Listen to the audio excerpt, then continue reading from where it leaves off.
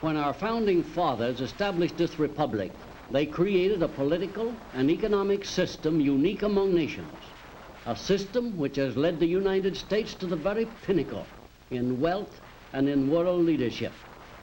This series of programs is being presented to help all of us understand better our advantages under our American way of life. For today's topic, let's join now a group of young people at the National Education Program Workshop in Searcy, Arkansas. At the classroom lectern is Dr. Clifton L. Gaines, Jr., noted young historian. In our American Adventure series, we have frequently noted that the three great foundation stones of the American way of life are faith in God, constitutional government, and the private ownership economic system.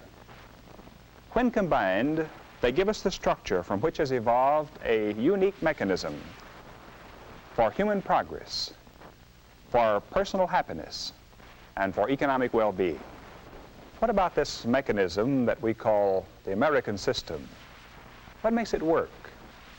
Why does it produce such good results for its people, vastly better than any other system? To answer these questions, let us trace the functions of the American economic freedoms right down into the life stream of our workaday life. Any list of human freedoms might well have up near the top the freedom to work at the occupation or calling of one's own choice. We have this freedom in America. How well does it work? Well, some of you college students are preparing yourselves for careers as teachers. You wouldn't want the government or anyone else to force you to take up some other occupation. You want to choose your own careers.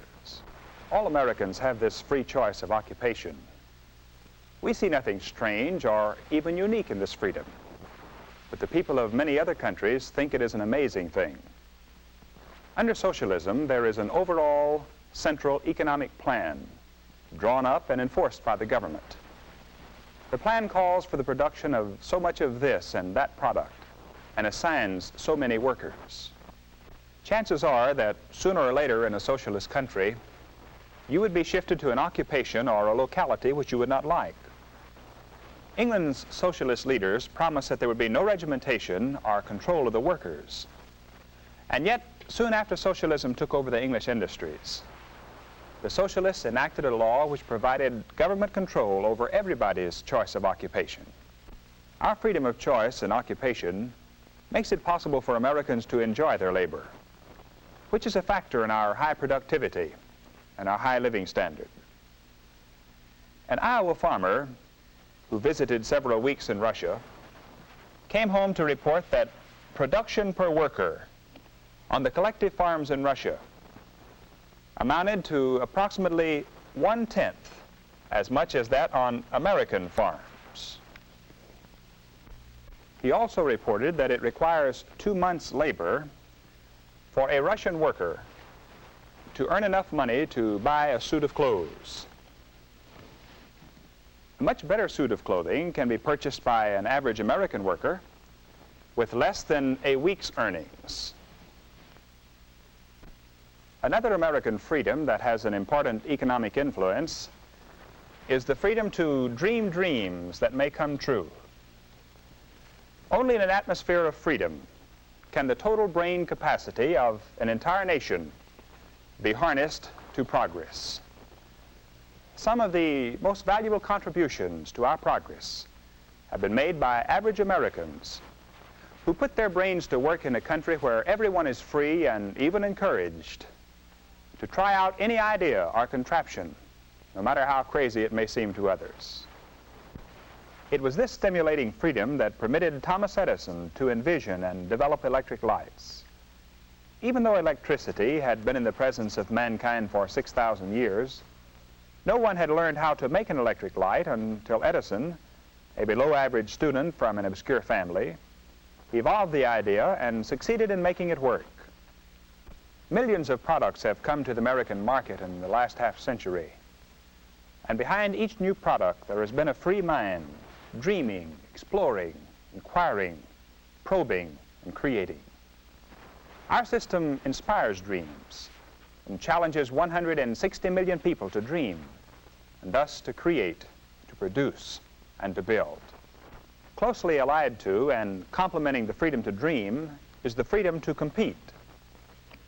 Under our American system, the dreamer does not have a monopoly on producing things. Anyone can go into business and compete with him. Since the first automobile was produced in America, over 1,500 companies have been organized to manufacture automobiles. Most of them failed. The best competitors, the best producers succeeded. Competition has kept each auto manufacturer busy trying to outdo the other and attract more car buyers. Hundreds of millions of dollars have been invested in research and new manufacturing techniques to make today's car far ahead of the earlier models.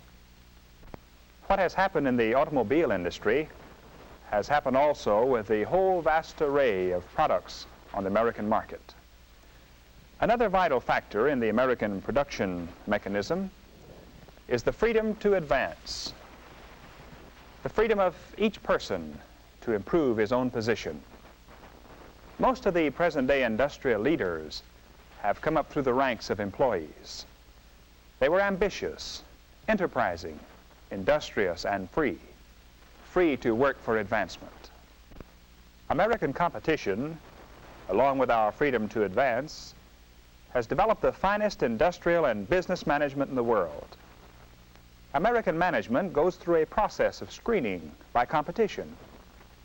Incompetent management cannot survive the keen competition of our free market. Only the most capable, the most efficient, the most productive can remain at the top. This screened management means better jobs and a more secure future for employees and better products at less cost for the consuming public. The final factor in America's great economic progress is the freedom to invest. Not only is it the privilege of every American to invest his savings as he sees fit, but the incentive to invest is very great. This is evidenced by the fact that some 18 million Americans own corporation stock. The money they invest in industry is used for working capital, for building and expanding plants, and for the constant development of industrial tools. One of the most dramatic differences between an American industrial employee and his European and Asian counterpart is his tools. Where there is little capital for investment in plants and tools, a man's labor is not worth very much. This man, for instance, takes 10 days to move 10 gallons of kerosene 100 miles at a freight cost of 10 cents a gallon. An American railroad worker takes only 2 hours to move 100,000 gallons of kerosene 100 miles at a freight cost of 1 cent a gallon. The coolie makes 10 cents a day. The average American railroad worker makes $10 to $15 a day. The American railroad worker has the benefit of a $20,000 investment in equipment. The coolie's equipment is worth only 10 cents. Better tools are being produced constantly in all phases of American industry, resulting in higher productivity per worker, in better wages, and in improved products for the consuming public.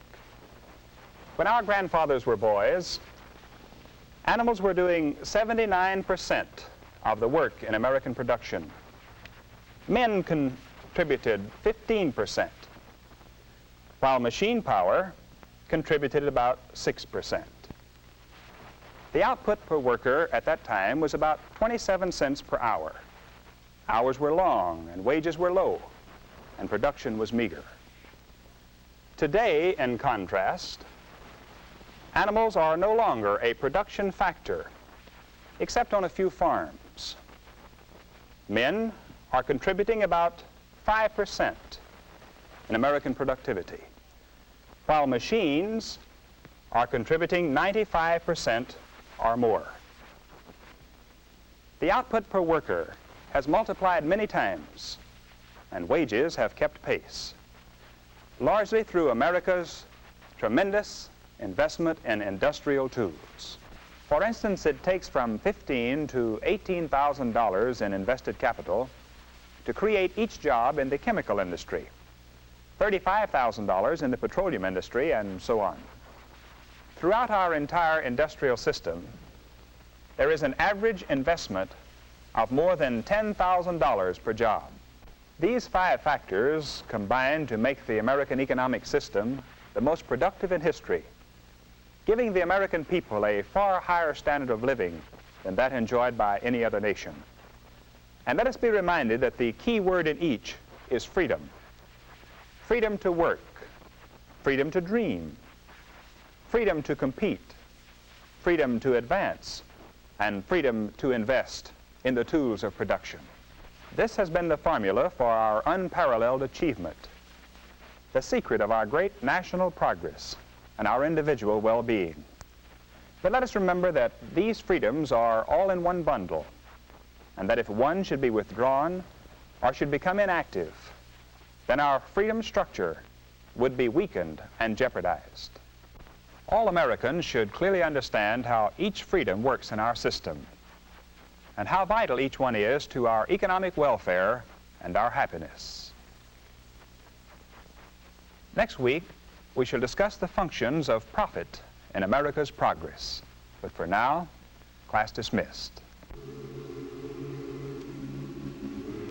The American Adventure Series is a production of the National Education Program, Searcy, Arkansas. Dr. George S. Benson, director. Dr. Clifton L. Gaines, Jr. was our instructor. This is a continuing series based on the unique political and economic system which has made America great. Watch for the next presentation of the American Adventure.